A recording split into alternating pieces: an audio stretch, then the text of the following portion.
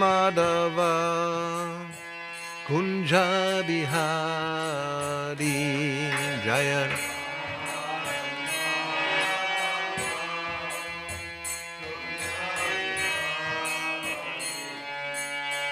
Gopijana Vallabha Girivaradari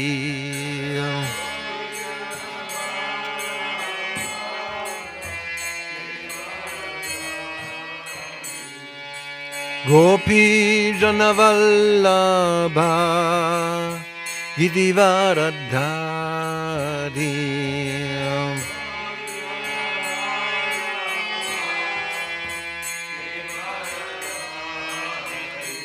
Yashodanandana Vraja Janaranjana Yashoda Yashodanandana Vraja Janaranjana Yashoda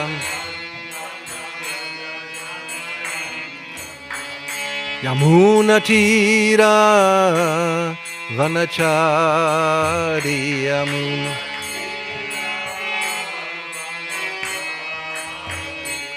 Yamuna Tira Vanachari Yamuna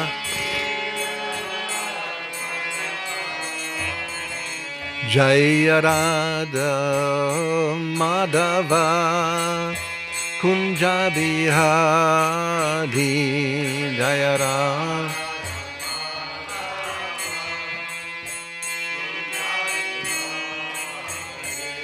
Jaya Radha Madhava Kunja Bihari Jaya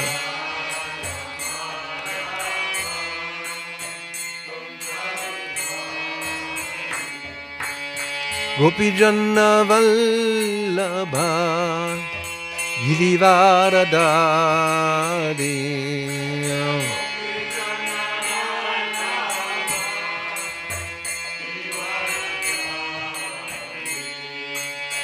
Gopijana Vallabha Girivaradari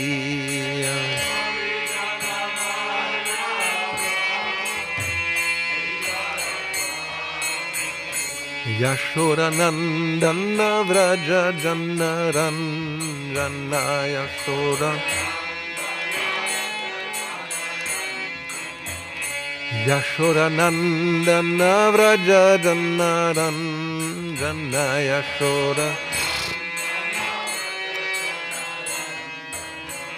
Yamuna Tira Vanachari Yamuna Yamuna Tira Vanachari Yamuna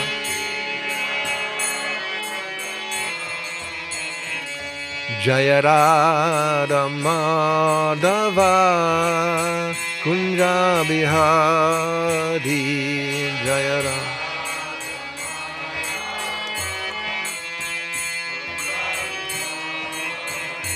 Jaya Radha Madhava Kunja Bihari Jaya Radha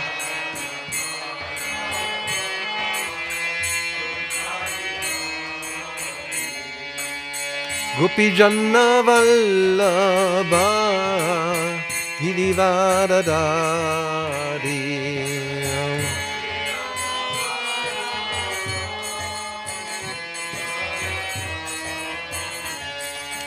Gopijana Vallabha Girivaradari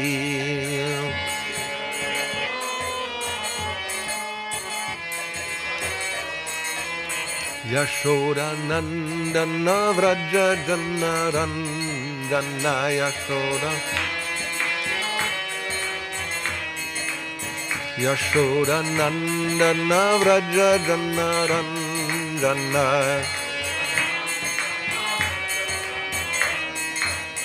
Yamuna Tira Vanachari Yamuna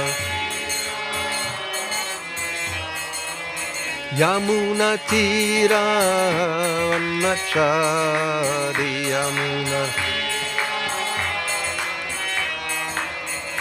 Jaya Radha Madhava Kunja Bihari Jaya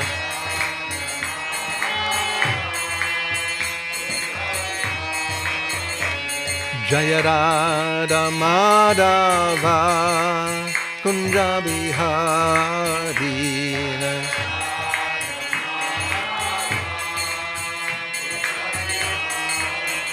Jaya Radha Madhava Kunja Bihari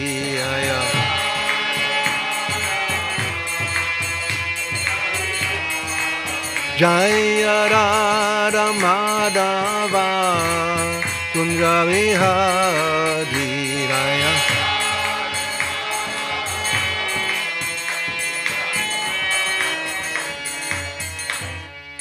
Jayam Vishnupada Paramahansa Parivrajagacharya Ashtottara Shata Sri Srimad Divine Grace I see Bhakti Vedanta Swami Prabhupada Ki Jai Skon Samstabhakacharya Srila Prabhupada Ki Jai Ananta Kodi Vaishnava Vrinda Ki Jai Namacharya Srila Haridas Thakur Ki Jai Prem Se Kaho Sri Krishna Chaitanya Prabhu Nityananda Sri Advaita Gadadhar Srivasadi Gaura Bhakta Vrinda Ki Jai Shri Shri Radha Krishna Gopa Gopinata Shyama Kunda Radha Kunda Giri Govardhan Ki Jai Vrindavan Dham Ki Jai Navadvip Dham Ki Jai Ganga Mai Ki Jai Yamuna Mai Ki Jai Tulasi Devi Ki Jai Bhakti Devi Ki Jai Samaveta Bhakta Vrinda Ki Jai. All glories to the assembled devotees, all glories to the assembled devotees, all glories to the assembled devotees, all glories to Sri Guru and Gauranga Jai, Srila Prabhupada Ki Jai. So,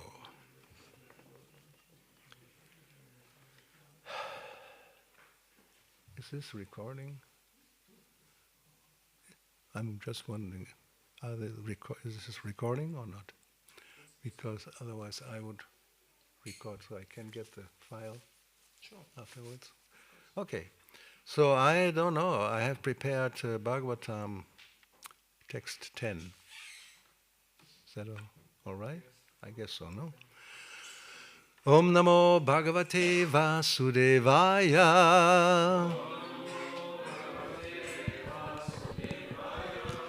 Om Namo Bhagavate Vasudevaya.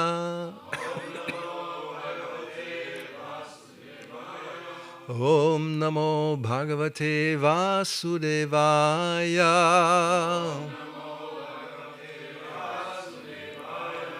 So we are reading from Srimad Bhagavatam, 4th canto, chapter 20, Lord Vishnu's appearance in the sacrificial arena of Maharaj Prithu.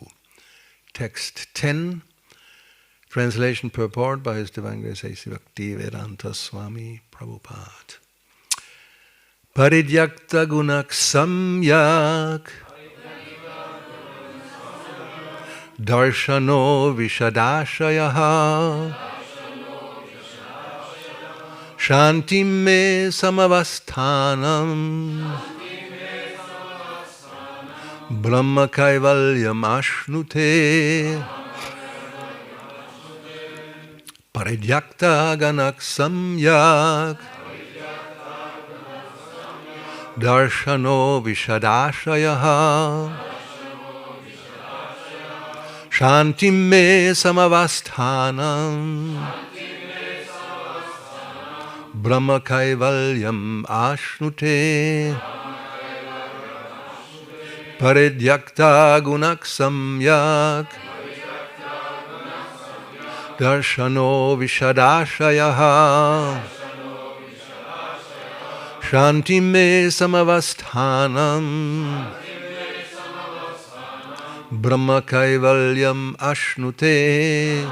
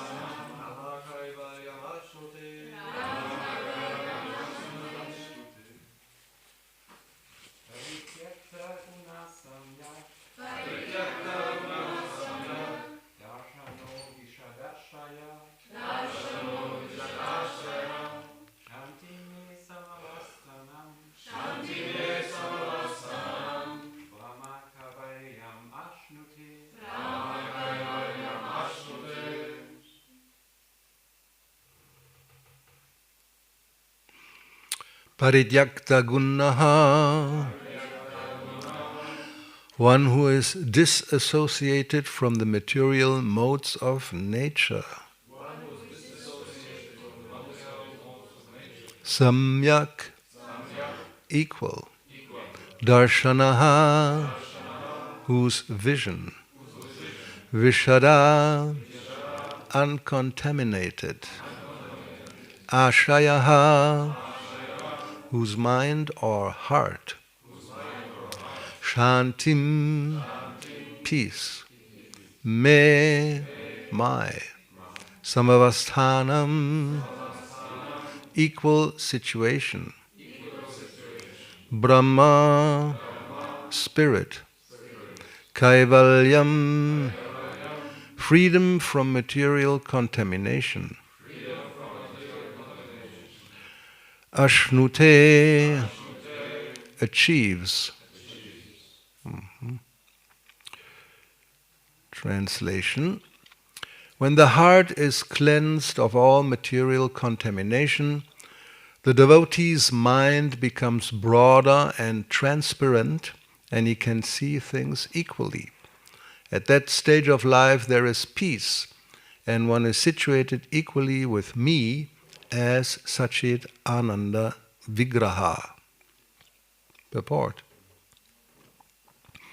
The Mayavada conception of Kaivalya and that of the Vaishnava community is different. The Mayavadi thinks that as soon as one is freed from all material contamination, he is merged into the existence of the Supreme. The Vaishnava philosopher's conception of Kaivalya is different. He understands both his position and the position of the Supreme Personality of Godhead. In the uncontaminated condition, the living entity understands that he is the eternal servitor of the Supreme, and that is called Brahman realization, the spiritual perfection of the living entity. This rapport is very easily achieved, as stated in Bhagavad Gita.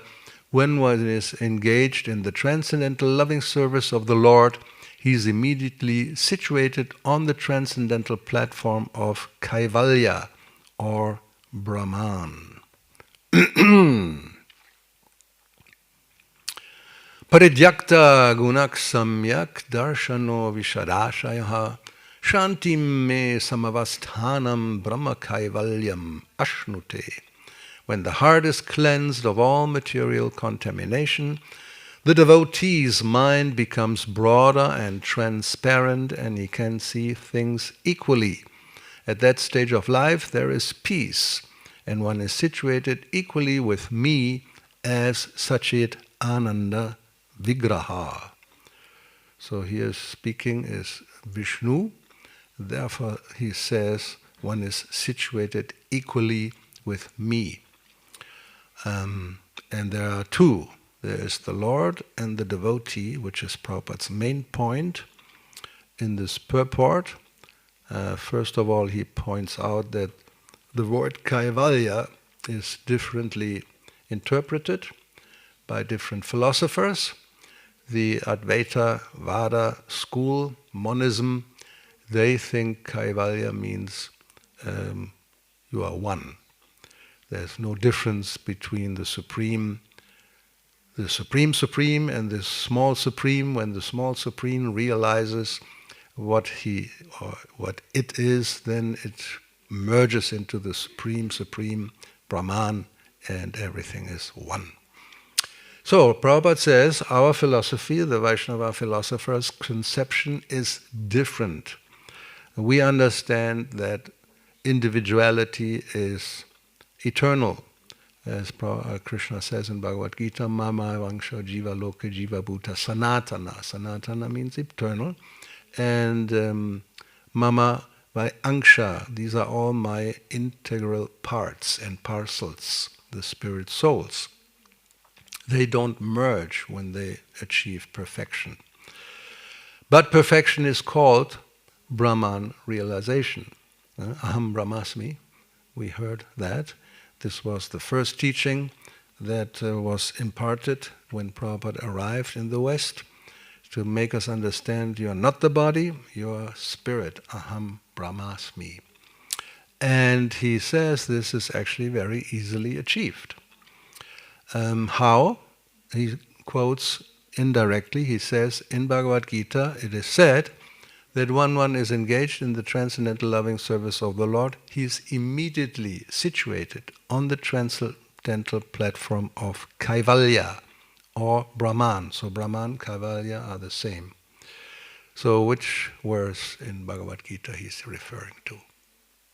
Where does it say that when one is engaged in transcendental loving service, one is immediately situated on the transcendental platform of Brahman? That's the next one. That explains what happens when you have reached Brahman. But how do you reach Brahman? Good question, right? If you don't know, how are you going to reach? 1426. Yes, which means what? Mam cha yo yavicharini bhakti yogena sevate. Engaging in devotional service, then what happens? Sagunan samatidhyaitan. You transcend the three modes, and Brahma bhuyaya kalpate. So the translation is one who engages in full devotional service, unfailing in all circumstances, at once transcends the modes of material nature and thus comes to the level of Brahman. So, although Prabhupada said this report is very easily achieved, right? Seems to be very easy. You just engage in devotional service, actually the way he puts it here. When one is engaged in the transcendental loving service of the Lord, he's immediately situated on the transcendental platform of Kaivalya or Brahman. So we may wonder, why am I not situated? Or maybe you are. All of you are transcendentally situated on the level of Brahman, right? Anybody can say yes, or somebody may say, I'm not sure. Or I'm very sure I'm not situated on that's what I would say. I'm very sure I'm not situated on the transcendental platform of Kaivalya or Brahman. So if it's so easy, why is it suddenly not so easy? Well, in that verse of Bhagavad Gita, there Prabhupada puts a few adjectives which point out why it is not so easy. First of all, one engages in full devotional service and unfailing in all circumstances. That is not so easy, I think. Avyabhicharena, without fail. Without fail means there's not one instance where you're not engaged in devotional service. You're never in Maya. So let's see the purport. This is actually Krishna's answer to Arjuna's questions. He is asking, what does it mean when one attains the transcendental position? I mean, anybody can say, well, I'm in transcendence. What does it mean?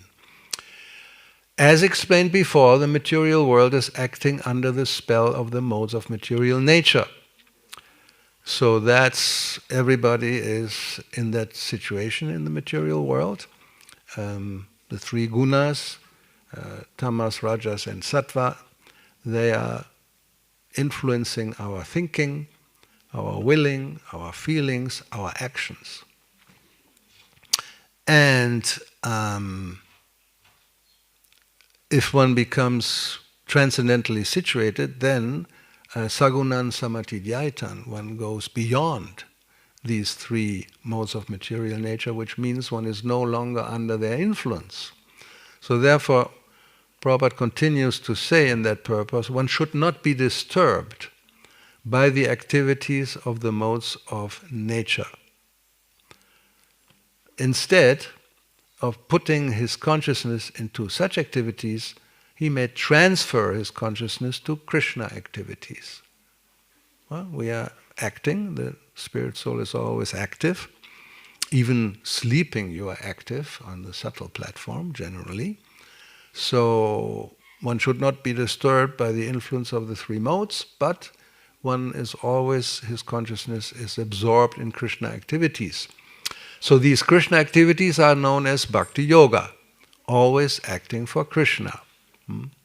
Bhakti Yogena Sevate, that was in the verse. So this includes not only Krishna, but his different expansions, such as Rama and Narayana.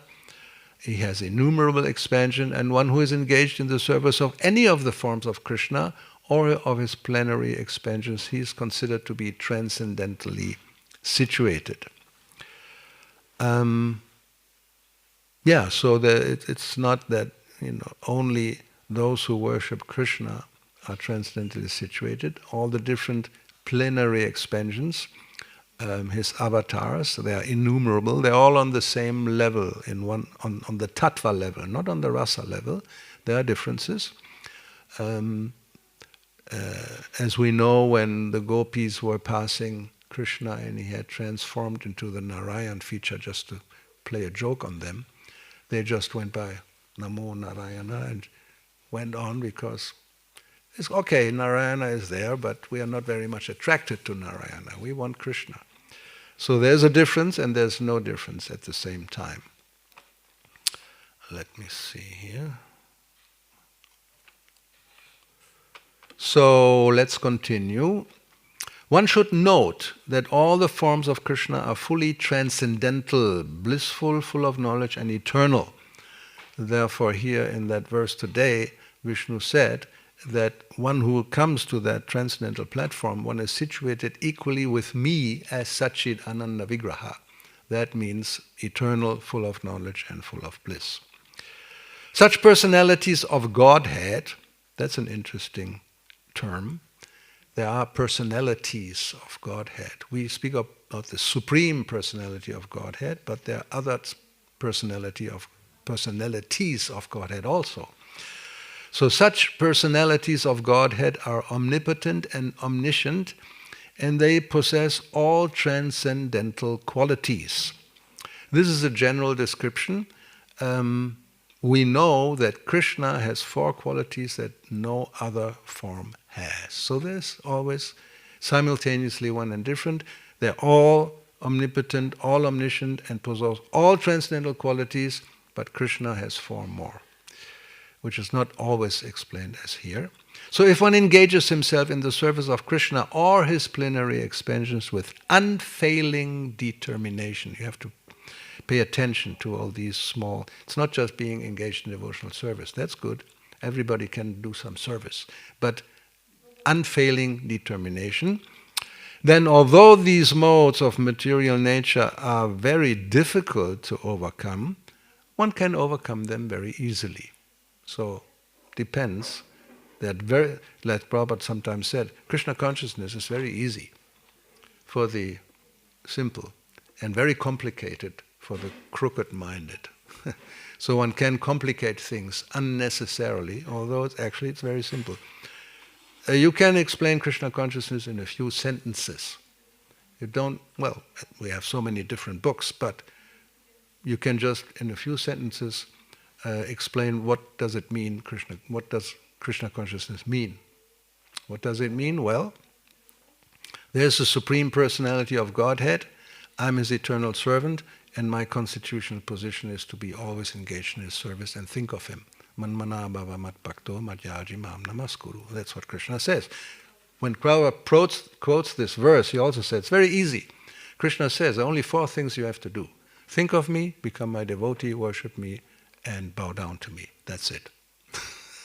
So, it's but with unfailing determination, unfailing in all circumstances. That's the challenge.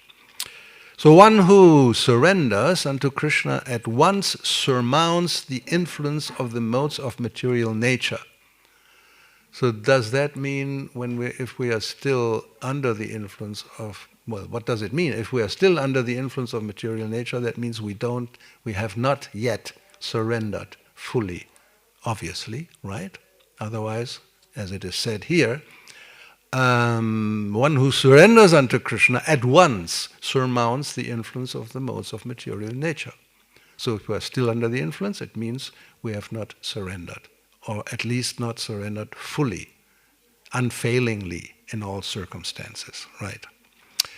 To be in Krishna consciousness or in devotional service means to acquire equality with Krishna, kaivalya, but with that little understanding that it's not oneness in the Mayavadi sense, but oneness on the same level of Satchidananda Vigraha, as Srila Prabhupada pointed out. The Lord says that His nature is eternal, blissful and full of knowledge, and the living entities are part and parcel of the Supreme. That we have pointed out, Mamai Vangsho Jiva Loka Jiva Bhuta Sanatana. So therefore in quality they are the same, and therefore Prabhupada gives here a good example. Gold and a gold mine and particles of gold are the same in one sense. Thus the living entity in his spiritual position is as good as gold, as good as Krishna in quality. The difference of individuality continues. Otherwise, there would be no question of bhakti yoga, right? Bhakti yoga means that the Lord is there, the devotee is there, and the activity of exchange of love between the Lord and the devotee is there. Basically, in that one sentence, you have the essence of Krishna consciousness. The Lord, the devotee, and the relationship in love and service. Therefore, the individuality of two persons is present in the Supreme Personality of Godhead and the individual person. Otherwise, there would be no meaning of Bhakti Yoga. If one is not situated on the same transcendental position with the Lord, one cannot serve the Supreme Lord. Ooh, another strong statement. So, we cannot serve actually the Lord unless we are situated in the same transcendental position. It is said in the Vedic literature, Brahmaivava san brahmapya eti, one can attain the Supreme Brahman by becoming Brahman. Not becoming the Supreme Brahman, becoming just a small Brahman. This means that one must qualitatively become one with Brahman in quality, and by attainment of Brahman one does not lose his eternal Brahman identity as an individual soul. So this is the essence of this purport. And let's also go, because in this purport Srila Prabhupada quoted this point that actually it's very easy to overcome the three modes of material nature. We spoke about that. He says, although these modes of material nature are very difficult to overcome, one can overcome them very easily. And this has been explained in the 7th chapter.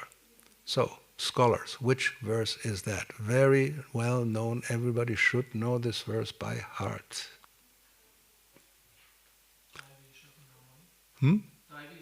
Daivi yesha gunnamai mama maya duratyaya. That is the point that it's very difficult. But mam evaye prapadyanti, mayam etang tarantite. It's very easy if one surrenders.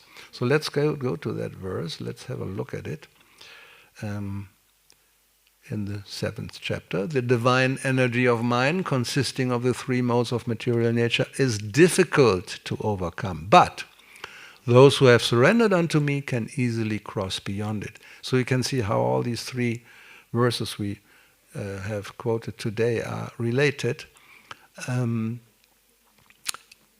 Vishnu says, well, if you come to that point of being situated equally with me, then you are beyond the three modes. You are on the Brahman level, Kaivalya. In the 14th chapter, Krishna says directly, just by engaging in my service, but fully and without failing, then you go beyond the three modes. And here he says, well, if you just surrender unto me, then you also go beyond the three modes. So, purport by Srila Prabhupada, the Supreme Personality of Godhead has innumerable energies, and all these energies are divine. So in that sense, although this seems to be contradictory, material nature is also divine. A good example Prabhupada gives in that connection is, from Krishna's point of view, there are no differences between the different energies. He has Parasashakti, Vividhaya Shruvate, there's innumerable energies the Lord has. Again, we just make divisions in three parts: the internal energy, the marginal energy, and the external energy. But within these categories, you can subdivide in practically innumerable energies. All these energies, from Krishna's point of view, are one. They're all divine. And simple explanation is why? Because they're coming from Him. He is completely transcendental, spiritual, so whatever comes from Him is transcendental and spiritual, right? Yes, it is. But from our point of view, we make a distinction. We distinguish between different energies, and therefore the material energy, the external energy, from that point of view, Krishna calls it apara prakriti. It's an inferior energy. So here we have now suddenly, it's not all one anymore. There's a superior energy and an inferior energy. And the inferior energy for the marginal energy is very difficult to overcome. But if one comes under Krishna's shelter, then it's very easy.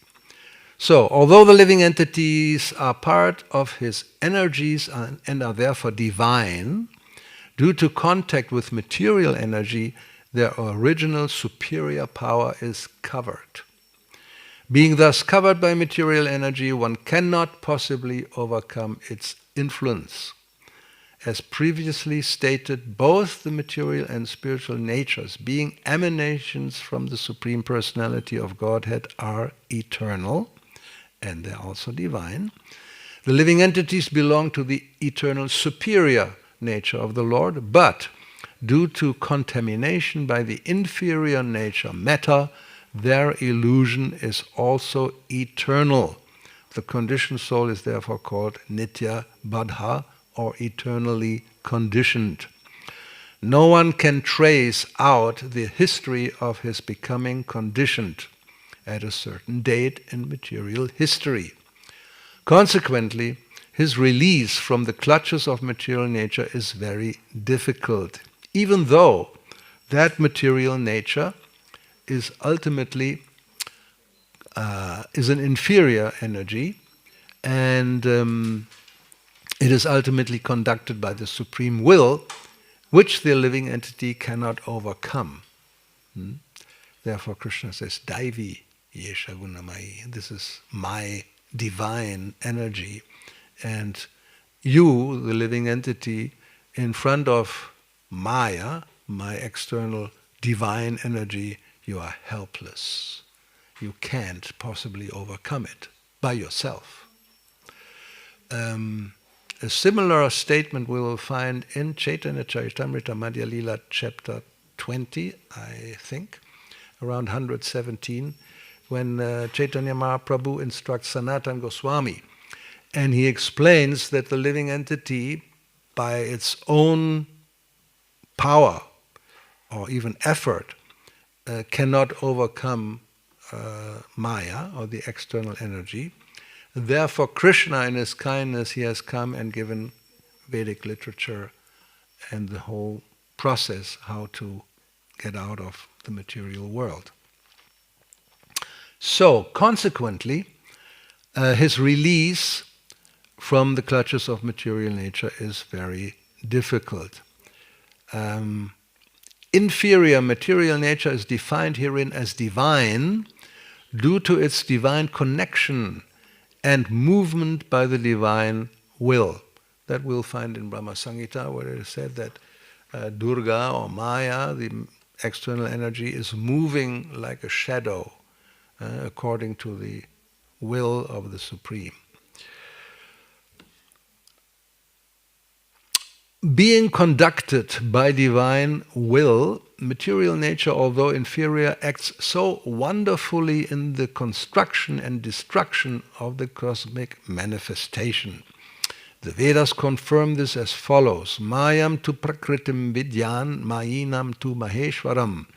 Although Maya, illusion, is false or temporary, the background of Maya is the supreme magician, the personality of Godhead, who is Maheshwara, the supreme controller.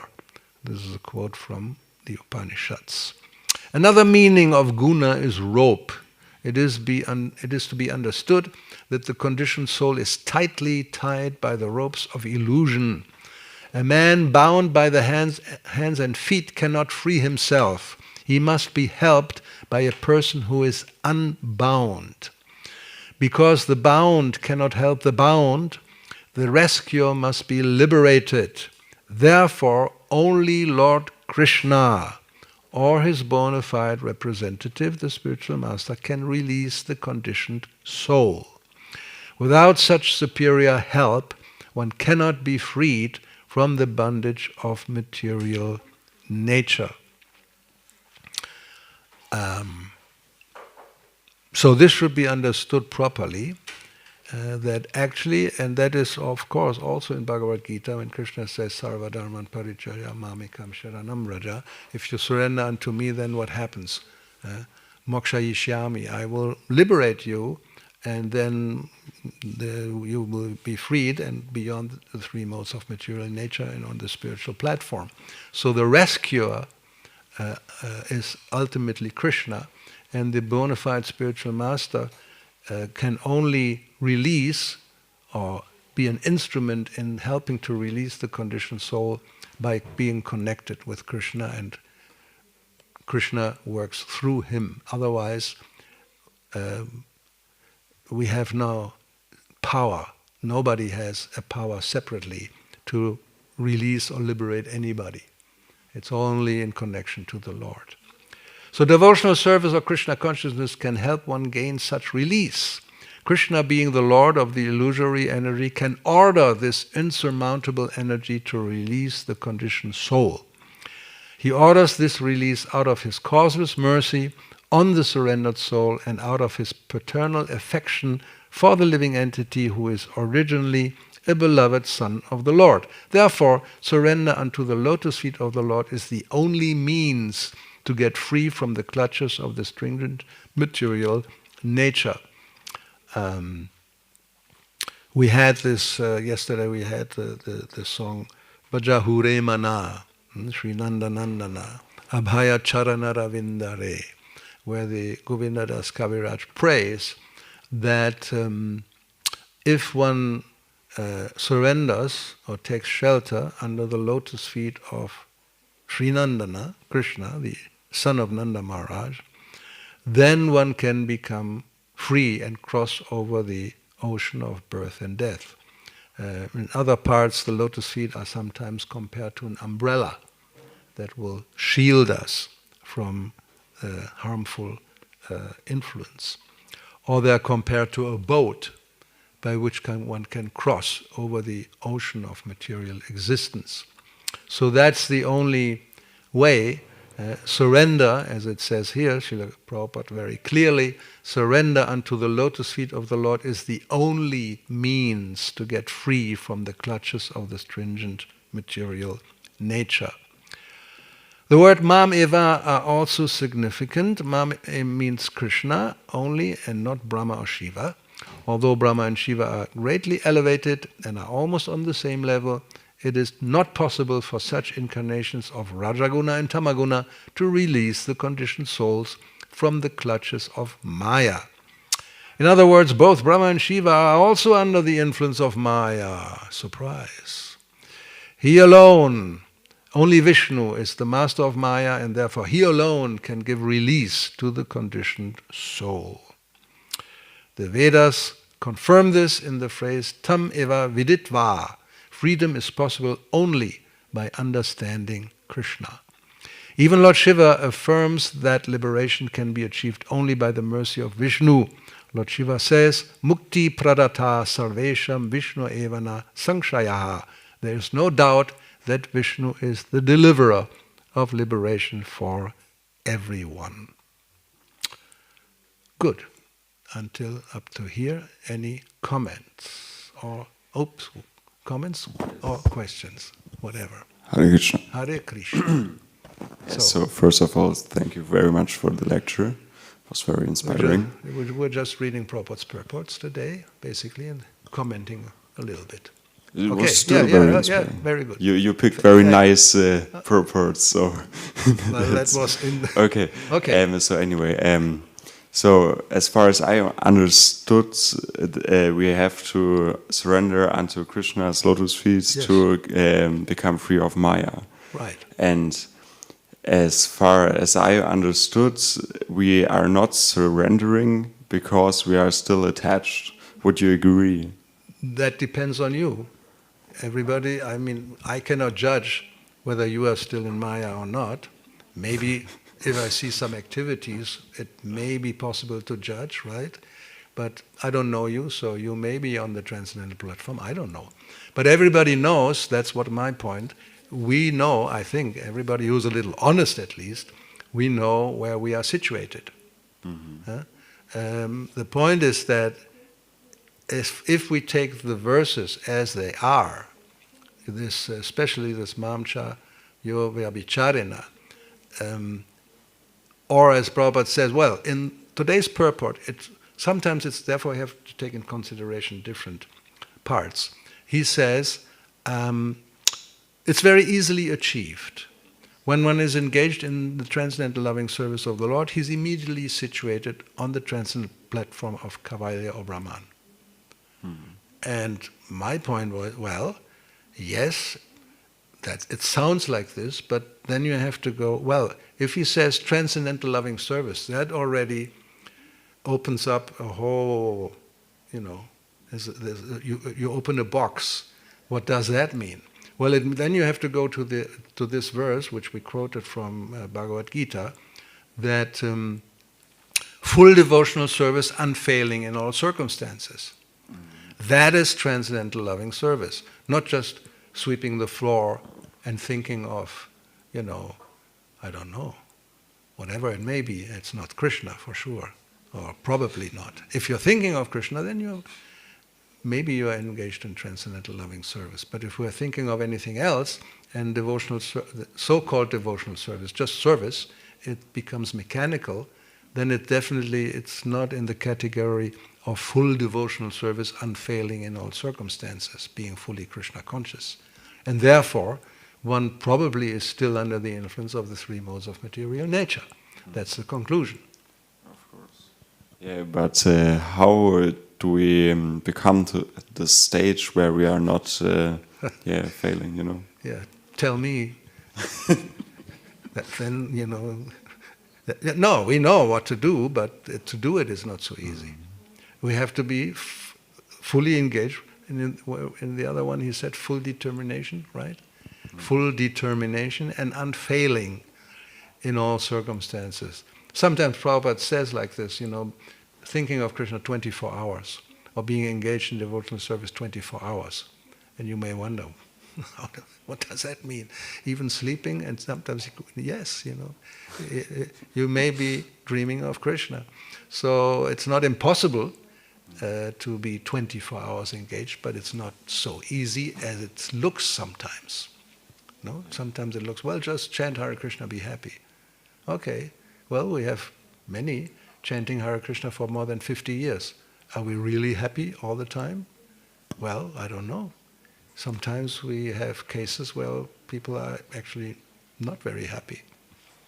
They are depressed, even, or anyway. It's it's easy to say things, but then in practice, it's not as easy as it looks. You always have to see the fine print. Also, sometimes we have these statements, but then the fine print on the backside.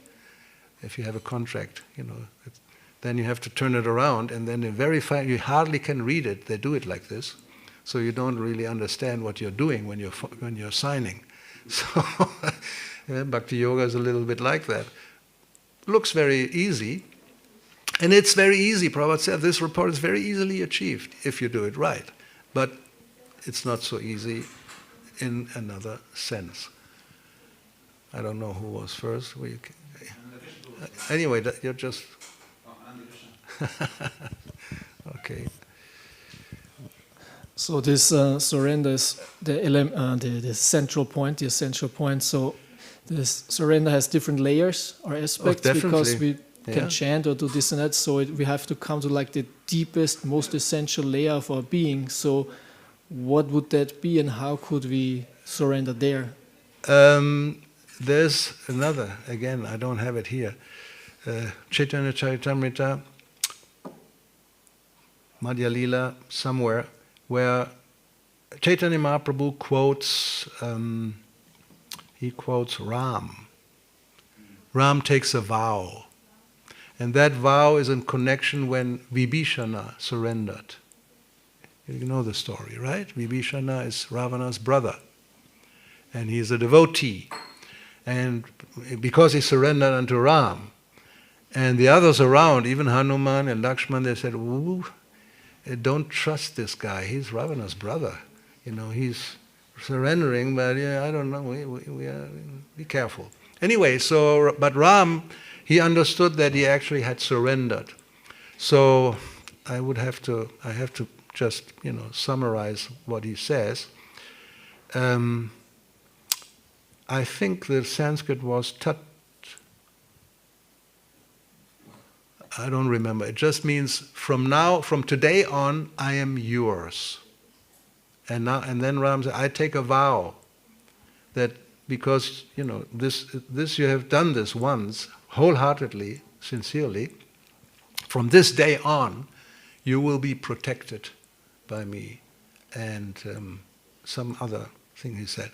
But the point is, it's an internal step, you may say, that one actually, at least one time in life, one internally, consciously surrenders, saying, from today on, I am yours. If you remember, well, those who were there yesterday, in one of the songs, Bhaktivinoda Thakur points this out at the end. Actually, it was the last one, when this Atma Nivedanam, when he says, well, now I'm completely happy, all the worries are gone because I have surrendered unto your lotus feet. And he says, I am yours and you are mine. You remember that? He said that. I am yours and you are mine. So this I am yours. And I think Prabhupada gives the example, not sure where exactly, maybe in Nectar of Devotion, that one is like an animal that has been sold, right, and has no freedom, and the master can do with you whatever he wants. So this comes very often in those songs also, like Marobi Rakobi Yo Ichcha Tohar. You can kill me, you can protect me as you desire, Ichcha. Whatever your desire is, I will not protest. But that is surrender, Atma Niveda, giving the very soul, the self. Actually, mind, body, and soul, the three are Atma. So Atma Nivedana, complete surrender. To do that, well, it's not so easy. We always hold back maybe a little. Well, yeah, surrender, not completely, a little bit. And depending on the degree, then one also will be, well, Krishna says, I reward accordingly. Right? What is it? Mameva. Yeyatamam prapadyante tangstataiva bhajamyaham. And in one class, I remember Prabhupada says, well, if you surrender 10%, then Krishna will give himself 10%. If you surrender more, he'll give more. It's not business exactly, but it's logical. And he's so kind, actually, if you surrender 10%, he will give 11. So you're gaining. But this full, complete surrender, which only is the condition to come to the Brahman platform, that is unfailing and full devotional service. And to the degree that we are not, then we're still under the influence of the three modes. And we know how far we are still under the influence of the modes. Everybody knows. I cannot say how much you are, but you'll know. I know how much I am. You may think I'm transcendental. I know I'm not. Very simple. And you will not believe me. You think he's humble. So, that's the catch-22. But Krishna knows, so no problem. 1, 2, and he was also there. So now, Hare Krishna Maharaj, thank you very much for this point and this discussion about surrender. I just had a thought that surrender in its essence, as you said, it means to give the internal, the soul, and because the external of doing the service, that's not real. That's right. It's part of the surrender. Yes. But the main surrender is the surrender of our emotions and our desire. Because that's what the activity of the soul is, thinking, willing, and desiring. So this activity of desiring and wanting Krishna so much that it overpowers the other desires, and that it is actually a very emotional development of surrender. That deeper we surrender, it's not that we engage more physically, but that we become so intoxicated by wanting Krishna that the other things happen automatically. That's right. You can speak more on that. Yeah, true. Is that easy? If you're in love with Krishna, yes. Are you in love with Krishna? I'm not sure. Well, I'm not sure either. Is anybody sure? A little bit. Yeah, a little bit. I want to add, my own experience shows the more prayers I do and efforts to do penance and spiritual practice, the more the love to God is. And I feel the last few years I do much more efforts and more prayers. And sometimes prayers are so deep and I feel the connection to God more and more. And I think that's the point, not the outside, what you do in the outside. Devotional service is important, but I often see devotees who are so in the outside and think the more karma yoga I do, or it's part of bhakti yoga, the more I feel the connection. My own experience shows prayers and chanting, and so you can, when you do more prayers and really you mean it sincerely, and you chant from heart. You really want to. I give an example. When I chant, I see Krishna in front of me, and I want. I bow down with my full heart. I want him, and I chant his name as much as I can. My full body vibrates, and then it goes deeper and deeper. And sometimes I feel that there's the connection to him. So I think that's the point. That's the point, and it's not so easy. And there's a test, just practically making a comment or answering both of you. You can test yourself if you're really in love, or if you're really, realizing, having realizations of Krishna. So, again, the Sanskrit, it's a long time ago. It's 11th chapter. 11th canto, chapter, what is it? Prabhupada, he quotes this verse when he tells us that if you want to know whether you are advancing in Krishna consciousness or how far you are advanced, this is the test. And this verse describes that it's like eating. When you are eating, there are three results. First of all, the condition is you are hungry, first of all, and the food is nutritious. It's not junk food, okay? You picture that. Nice prasadam, and you are really hungry. So, when you are eating, there are three results. First of all, it tastes good. Second of all, it nurtures, you get strength in the body. And third of all, after some time, you say, thank you, no more. So virakti anyatra, maybe somebody remembers the Sanskrit of the verse, that's part of the first line. What is it? Bhakti parishuna bhava virakti anyatra. So the first one in this eating analogy is one perceives the Lord in his life, and one feels the presence of the Lord. And actually not the most important, but the easiest part to judge whether one is advancing or not is virakti anyatra. How much one becomes disinterested in material affairs. Very simple test. How far am I not interested in material things? And there is we know how much variety there is that, Maya is presenting in front of us. Are we no more interested in sex? No more interested in fame, fortune, money? You may name it. So many things one may desire in this world. So when you're no longer interested in any of these, then you are advancing in Krishna consciousness.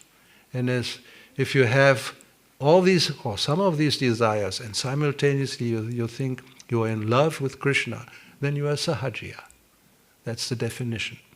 People who think they have a feeling of love and at the same time they do all kinds of nonsense. Nonsense meaning, activities which are obviously material, according to our definition, but you're still attached to them. But at the same time, you think you're spiritual. That's a sahajiya. Actually, part of their sadhana is to have a relationship with a woman who's not your wife. Very important. Not your wife doesn't count. Has to be not your wife. Then if you practice that, nice sex with anybody, and at the same time you chant Hare Krishna and you're crying in love of Krishna, that's what is a sahajiya. One of them. There are many other types. But so that's a very easy test. You test it. I don't, you know how long, where you go on the internet, what YouTube videos you'll watch, on Facebook, what you do, all these social media things. And then if you go out in the world, what is your interest? What are you listening to? What are you watching? So it's not so difficult to find out how far we are actually Krishna conscious or still a little bit of or more Maya conscious. And we love it. As this is said, I know it's only a rock and roll, but I like it. It's very simple. I know it's Maya, but I like it. Very attractive. Good taste too. Right? It's all a matter of taste. What do I like? So, everybody knows. You had a...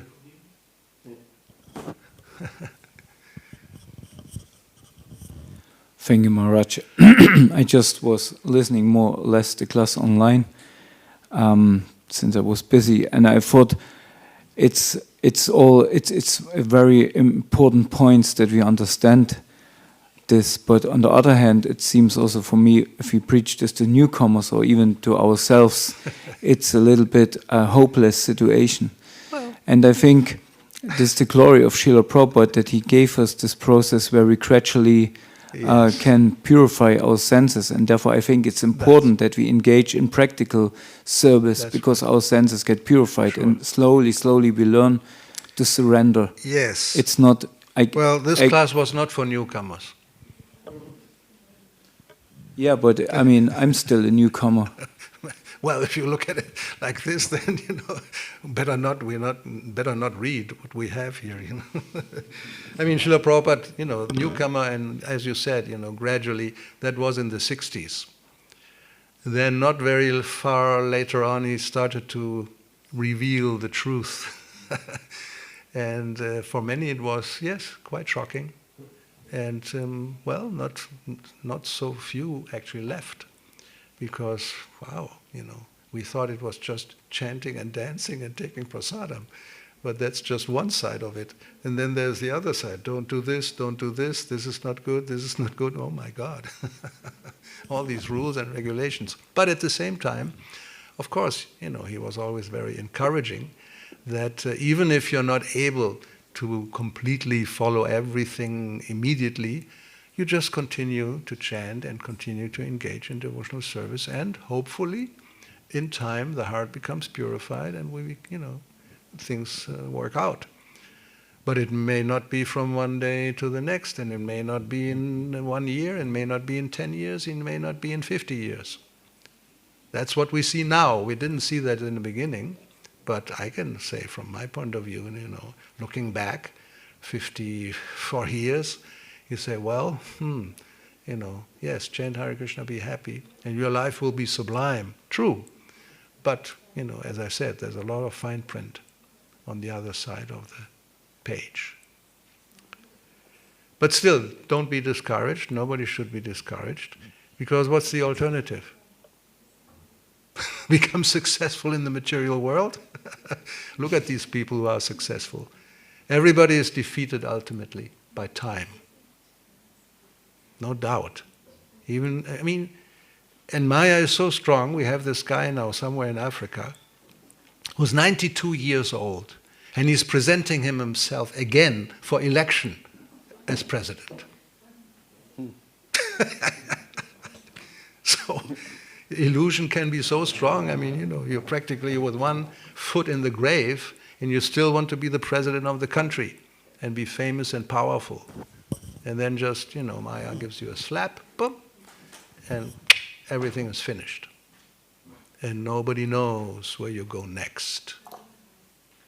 So, no alternative. If you want to solve the problems of life, especially birth, death, old age, and disease, as far as I understand, as far as I've seen, besides Krishna consciousness, there's no alternative. What are you going to do?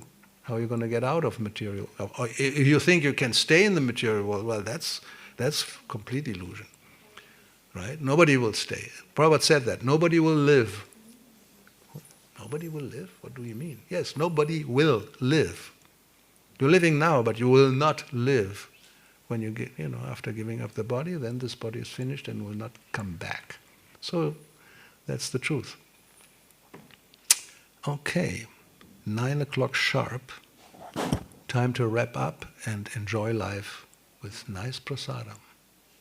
That's the good part of Krishna consciousness. Chanting, dancing, and prasadam. Forget about the philosophy, it's too heavy. Srila Prabhupada ki jai, Granthara Srimad Bhagavatam ki jai, Sri Lakshmi Singadeva Prahlad Maharaj ki jai. Okay, thank you. And that was it. A brief stint in Simhachalam.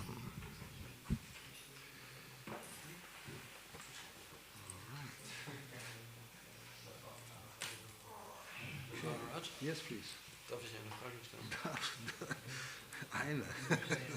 Ja. Und zwar, es beschäftigt mich in letzter Zeit ein bisschen, dass in unserer Sampradaya unser Ideal ist, das Goloka Vrindavan zu erreichen. Also es wird uns so präsentiert. Ja. Und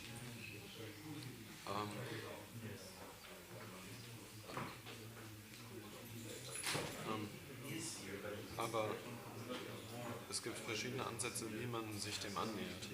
Und der Ansatz, der mir ich habe eine Aufnahme von einem Vortrag gehört und der Sprecher hat erklärt, dass man kann versuchen, diese